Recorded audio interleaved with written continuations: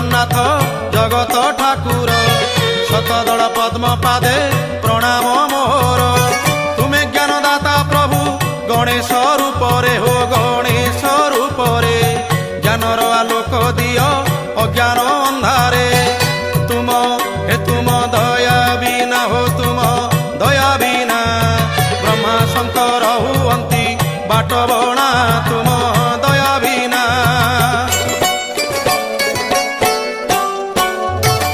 তুম কৃপারু মো কণ্ঠ নাম গাউ থাউ জগত হিত কারণে